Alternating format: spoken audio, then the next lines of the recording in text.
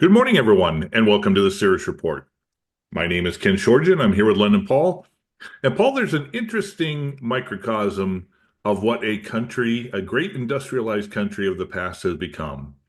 In recent times, over the last couple of weeks, a nation that has thrown away its entire energy base for windmills and for solar suddenly has 2 straight weeks of overcast and no airflow. This is the epitome of what Germany has become, not just a microcosm of their political stance, but of their economic and financial or industrial side. Paul, I want to thank you as always for being part of the discussion. And today we're talking about what Germany is having to face from all aspects of their nation. Yeah, and obviously thanks for joining. Likewise, Ken. Yeah, Germany, biggest economy in Europe, um, and it's been in utter turmoil ever since this so-called traffic light coalition got elected, which was three political parties, which was obviously the Social Democrats, of which Scholz, who was the Chancellor. Then, of course, there was the FDP, which is the Freedom Democrat Party, and then there was the Greens. And things have been brewing for a while. And on my own podcast, ironically, not that long ago, I said German coalition's falling apart. And because basically they'd almost got to the point where it was seemed pretty clear. They were all fighting their own corner, these three parties, thinking this government's finished. We have to start striking out on our own. So they were trying to implement policy decisions independent of the other parties. Sometimes two of the parties were involved. Sometimes one party had no knowledge whatsoever of what was going on. And ultimately, of course, what happened is Scholz was supposed to fire the finance minister, Lindner, because there was complete disagreement over spending and economic reforms. Now, the problem is that basically means they've left the government. That's the FDP party. So then that forces Scholz to call for a confidence vote that's supposed to take place the middle of January, obviously next year. If Scholz loses the vote, which is pretty almost certain, then there has to be another so-called general election in March. Now, of course, the question that raises is, in political terms, is are any of these traffic light coalition parties deemed to be acceptable to the German electorate going forward? Now, obviously, Germany, and we'll go into more detail, is in serious economic decline, has financial problems, societal problems. And, the question is, if there's another election, does this therefore mean on that basis that what was Merkel's old party, which was this coalition between what's termed the CDU and is it the CSU, and are they just a shoe-in to win the election? Now, not necessarily. I mean, they would generally they might succeed because of the absolute debacle that's been this coalition government. Now, the leader of that party is Merz, M-E-R-Z. He's been leader, obviously, for 2.5 years, going on for 3 years. He's leader of the parliamentary group, which is this CDU-CSU coalition, as well as the leader of the opposition in the Bundestag since early 2022. Now, the question is, politically, is this a kind of seen as a guarantee that the CDU-CSU will get back in? And probably they will do. I know there's the AfD, but I always come back to this point.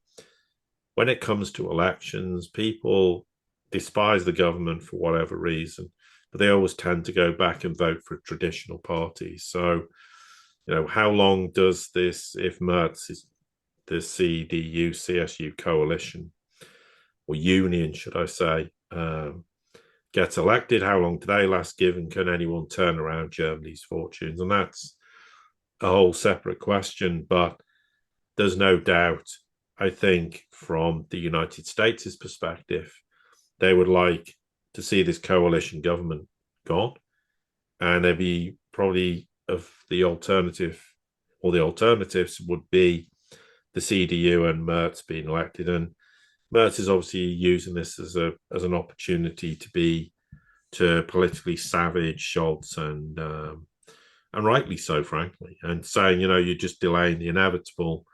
There should be a vote happening sooner, and because everybody knows this coalition government's going to collapse, and therefore there's the whole political dimension that's unfolding with regards to what's happening in Germany. I mean, it's not as though there's any real political union, and therefore you'd think logically the CDU, CSU will be elected accordingly. So that's the kind of political background as to what's going on currently. I'm reminded of a statement made by Wolfgang Schäuble back in 2011 during the Troika days of Greece and all that. He said, "We in Germany have not been fully sovereign at any time since May 8th, 1945. Now, for those who don't know the makeup of the German government, it goes back to something that was signed called the Basic Law. And the Basic Law pretty much set them up as a parliamentary system. Uh, and this was before, the full reunification of Germany and the like, and it carried forward. And I think one of the more important things is that when you take a look at the previous administration, the Merkel administration, she was really, for all intents and purposes, a tool of Washington. Most of Germany in recent times have been trying to sort of break away, but they're still under the umbrella of Washington dictating their future. When it comes to not just Germany, but also France and some of the other nations there in Europe, the EU, you take into consideration the EU, take Brussels and that. If Europe isn't going to be left, thrown under the bus or crushed between two significant powers of China and the United States, there's got to be something done that brings back a sovereignty. I don't want to say nationalism, but a sovereignty of the country where it determines its own future. And by going from party to party to party and doing half-baked measures, is it any wonder that they've lost the competitive edge that Germany had going back to the days of Bismarck in the late 1800s and their dominion in the sun? So when you take a look at the fact that the almost the day of the election when Trump won, Scholz gets rid of his finance minister and sets in motion the course of the downfall of the current government.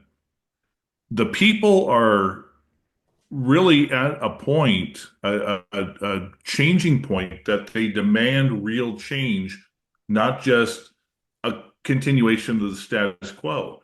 And that's why it's interesting that the CDU has talked about joining in with creating a coalition with members that have criticized them extensively in the past, all to keep the potential of the AfD getting into power. Well, the people are speaking that they want something along the lines of a central and maybe an AfD type coalition, but who is determining, who's making the demands that they remain in that more far left mindset? And is that the United States putting pressure, keeping its finger on the politics of Germany? Or is Germany looking to break out and finally regain its own sovereignty?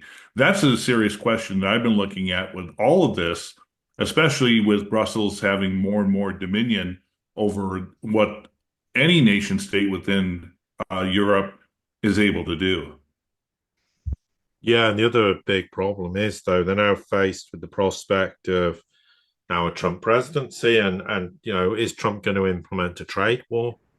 Because if that with Europe, because it would cost Germany, who knows, 150 billion euros, maybe 200 billion euros over the course of a 4-year presidency that they cannot afford if they get embroiled in a trade war with the United States, because they're so economically weak anyway, because of course Nord Stream was blown up and the Germans never said anything about it. Well, I cannot believe a new German government's going to create ripples about that with the United States for obvious reasons. So, but the question is Nord Stream ever going to be switched back on?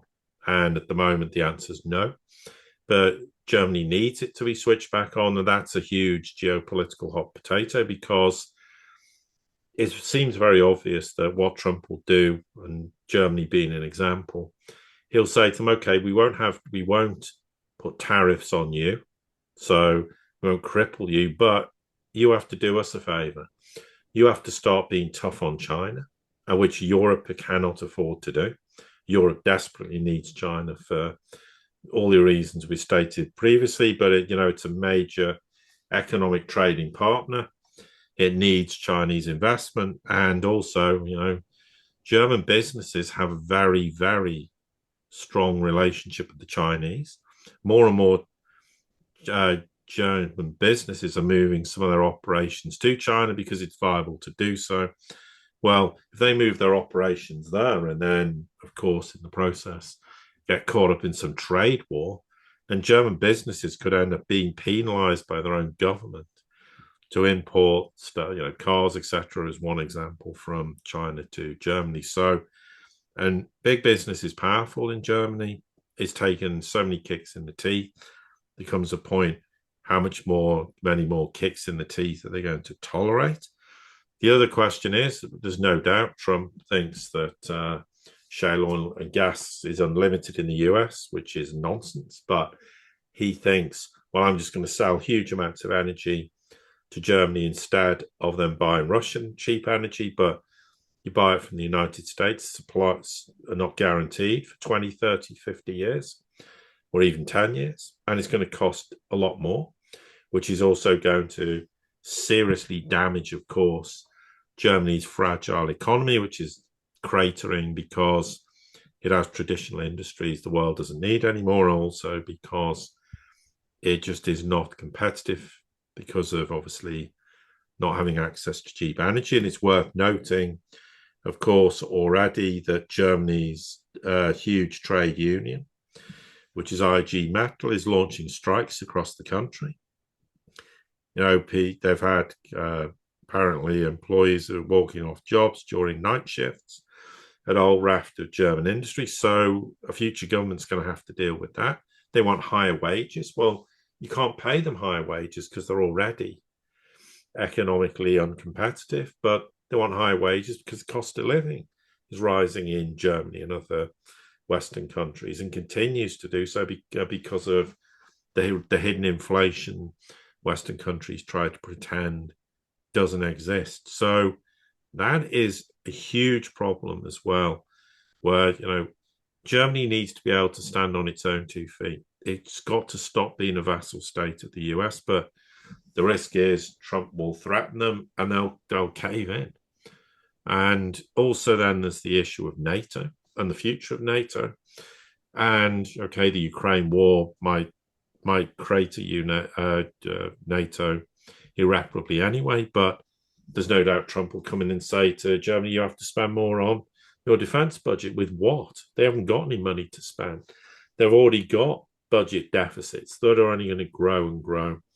If they try to increase government spending because Trump or the United States issues an edict to that effect. So they're immensely challenging problems that they face geopolitically. And never mind the fact, of course, people have short-term memories in Germany and don't realize that a lot of Germany's problems was because Merkel didn't do anything. Merkel sat there and rode the crest of the German industrial wave, did nothing to upset anyone, just stayed out the way, went, well, everything's going okay. If it's not broken, don't fix it, even though it was breaking down.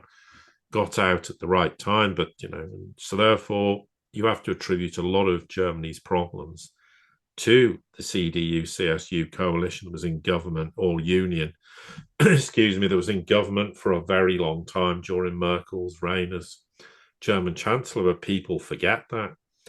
But that is enormous, and other enormous problems that Germany has. Yeah, it's kind of that fascinating when you take a look at Germany. Merkel, obviously, her government has been in the mindset for of most people of modern times. But even going back before this fall of the Soviet Union, Helmut Kohl, Helmut Schmidt, the FRG, that was the political party at the time, they were actually able and willing to stand up against the United States because the U.S. was focused on Japan. And it was during that time that the pipeline with Russia was done, or pipeline with the old Soviet Union was done. But unfortunately, after 1991, in the fall of the Soviet Union, the U.S. turned its gaze back in and, started really putting the screws on Germany. Well, at, in a certain way, Germany is, while they're not as strong as they were maybe from 74 to 82, they certainly are in a position with a weakened United States and a China that is more than willing to open its doors, as well as Russia, if if the right overtures were made, to be able to get out from under the thumb of the U.S. And there's pretty much not, the sanctions against Russia has proven to the world that the U.S. is a paper tiger. And unless they use military influence or regime change, which is, always a potential, then Germany really is at a point, if they get the right people in to office in whatever potential, January could be the next snap elections.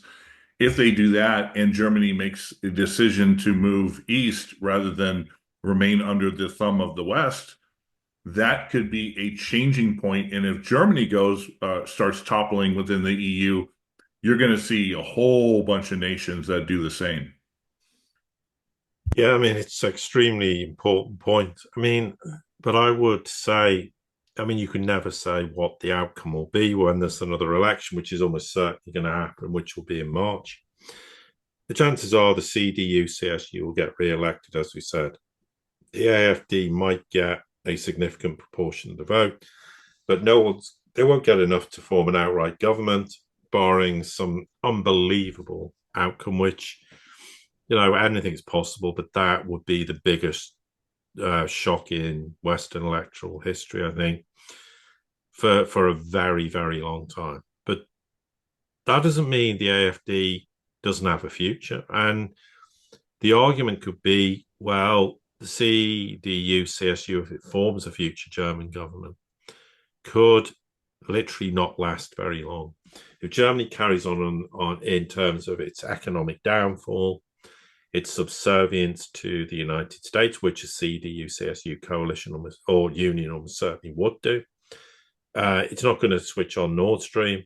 It's just going to be far more frightened of upsetting the United States, and the United States is not going to be able to give it what it wants, and it's going to pay a huge economic price. There comes a point where how long is that government going to survive? So it might get so bad economically, financially, societally, etc., that the German government collapses again. And that could happen relatively quickly. And then the question is, what does the German electorate look at and go, well, the coalition government failed. They failed. Then that could be the opportunity, potentially, where it wouldn't be quite such a shock if a party like the AFD did become a majority government.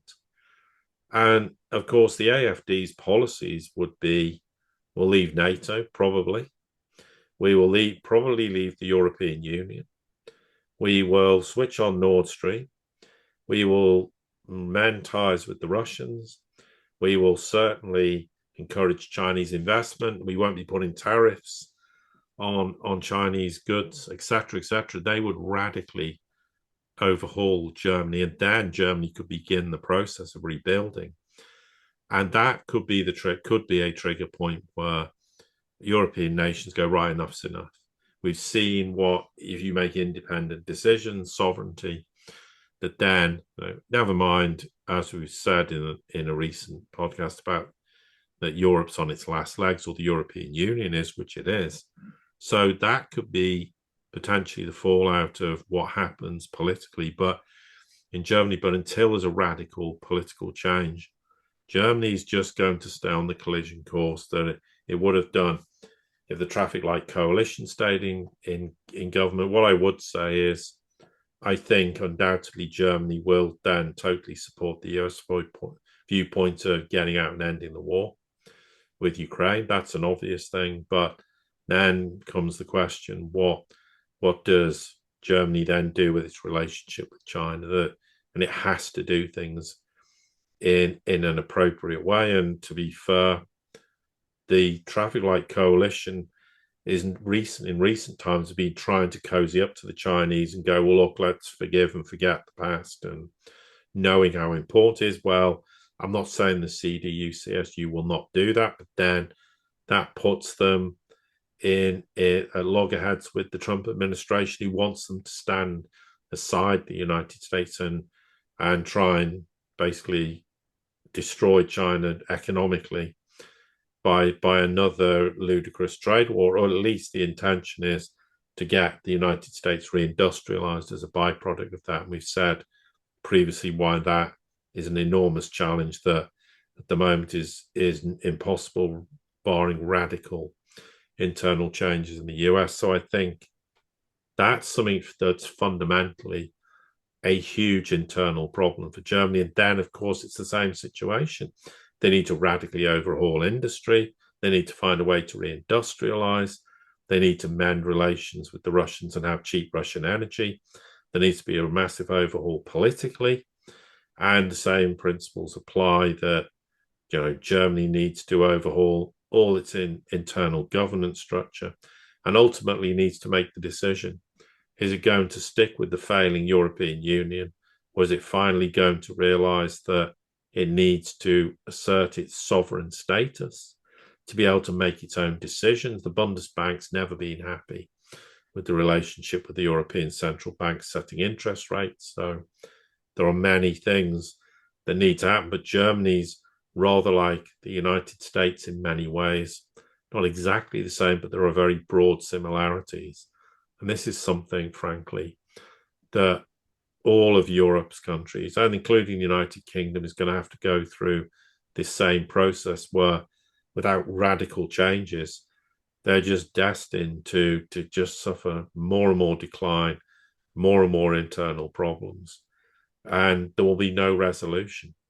And eventually, we have to hope that someone gets elected in countries that will make those radical policy changes and do them in a way that benefits the people, or a populist government who actually is only interested in making the right noises, but then implements idiotic policies that actually makes the country even worse, if that's possible, than it already is now. Absolutely. I think it's a good place to end this discussion. Obviously, more will come as we get closer to January and see if the breakdown of the German government is complete and they have snap elections. Paul, as always, thank you for being a part of this great discussion. Yes, and likewise. And to everybody here at the Sirius Report community, thank you for being a part as well and for your support. Don't forget to like, subscribe, share, comment, send this out to anybody you think would be important. And until the next time we get together, have a great day.